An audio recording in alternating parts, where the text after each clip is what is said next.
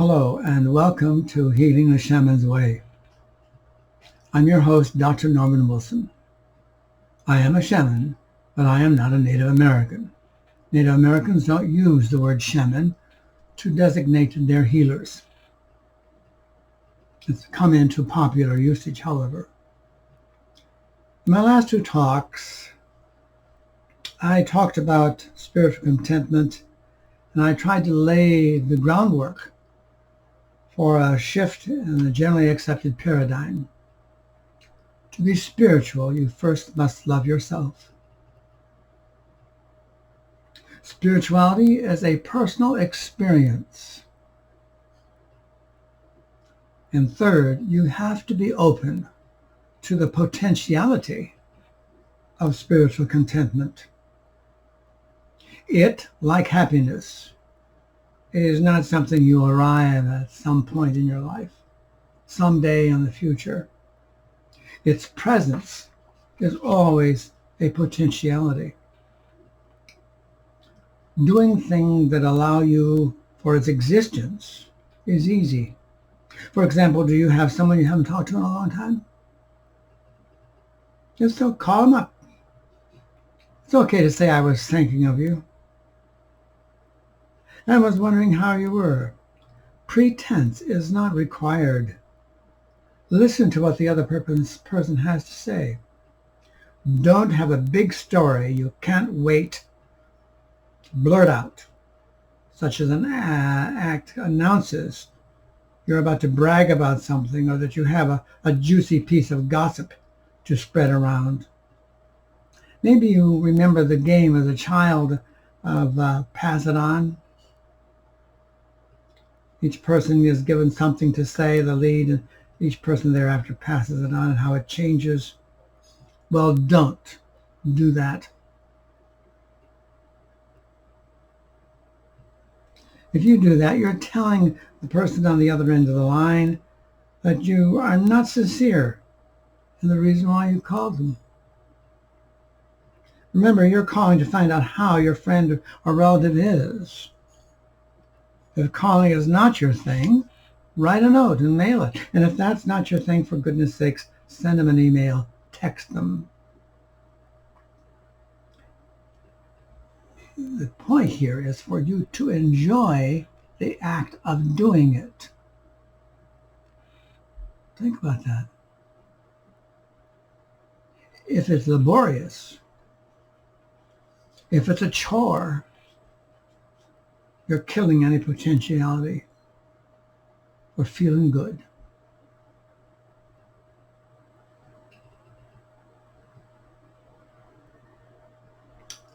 If you're at your favorite burger or pizza place, or whether you're at an elegant luncheon room at one of those delightful out-of-the-way bistros, take time to look around you. Notice the others that are present. If someone makes eye contact, smile. Pay attention to your waitress or waiter. If they have a name tag, speak to them by their name. And if you really want to expand your potential spiritual contentment, ask that individual how they are.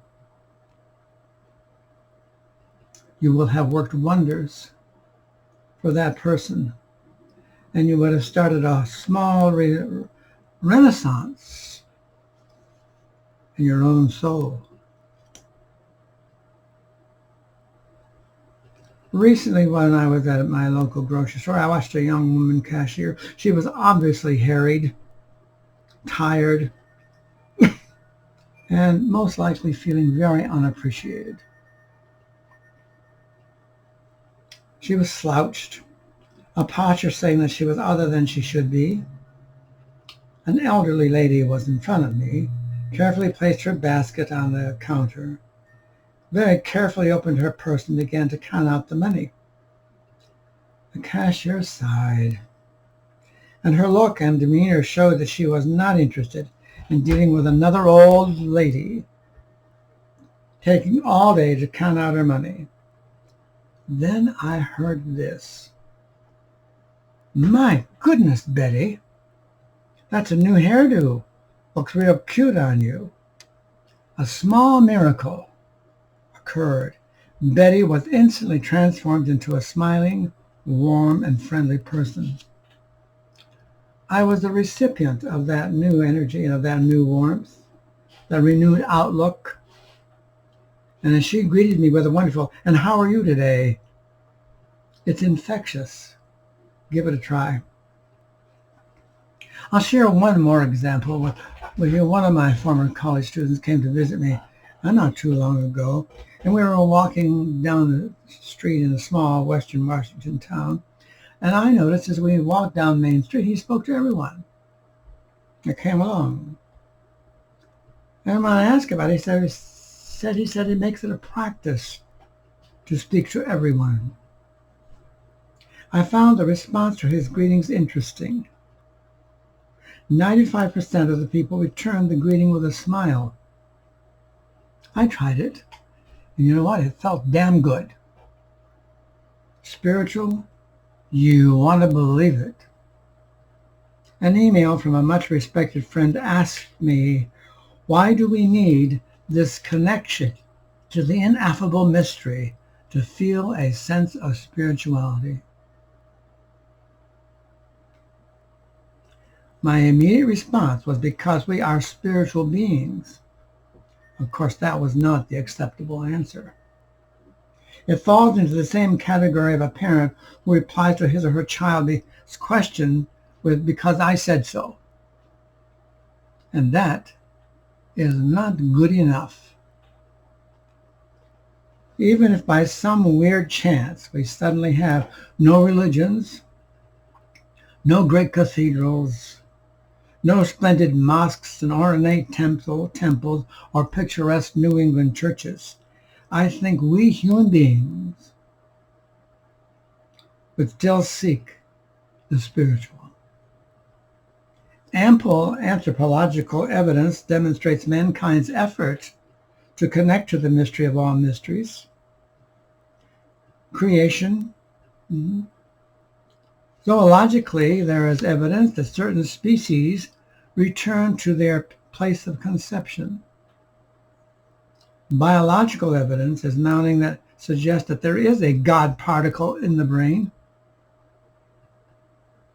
I'm not a scientist, but it seems to me that man's soul seeks its place of conception, that infinite mystery of mysteries, and he does so because it is his nature.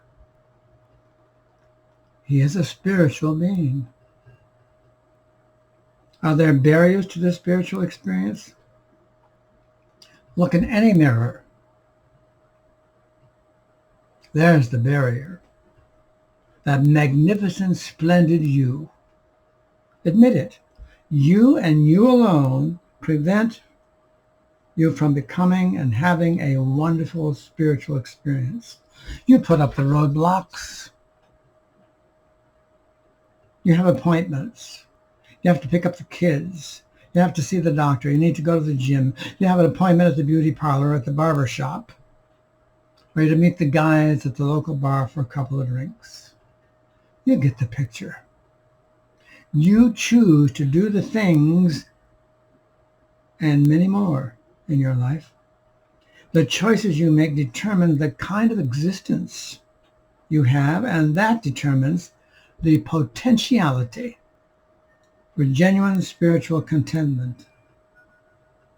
Contentment is an interesting word. It means being happy with your life situation. Emotionally, it expresses warmth and an inner satisfaction. Our culture is bombarded with soft images of people who are emotionally content. The implication being, if you don't look like that, then you don't feel that way, then you're not content.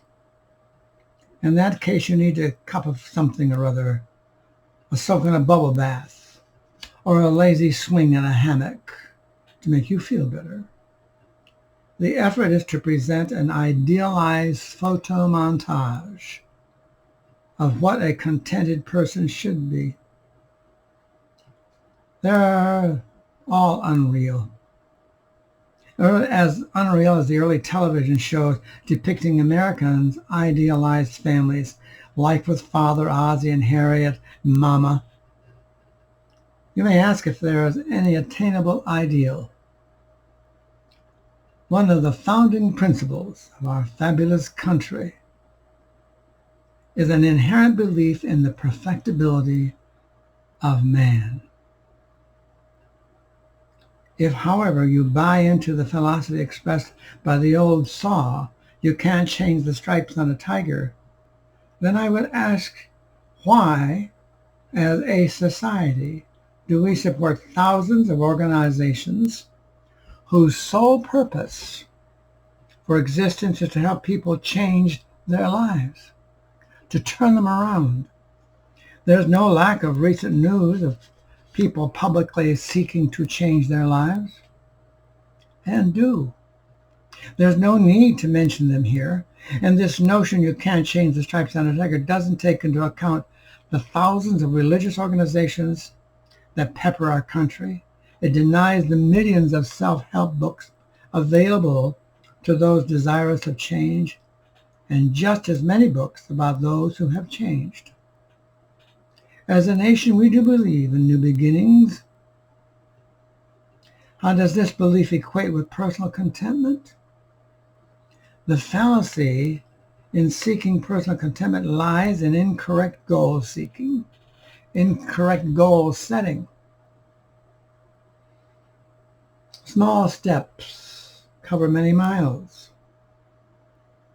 You don't say, I'm going to seek contentment any more than you can seek and walk toward happiness. Neither is a goal, and therefore can't be achieved. Both are states of being. If what you're doing does not provide contentment, stop doing whatever it is. Do something else. I said once before, all you have to do to affirm yourself, your self-being, is to stand outside or anywhere you are and just say, yes, I am.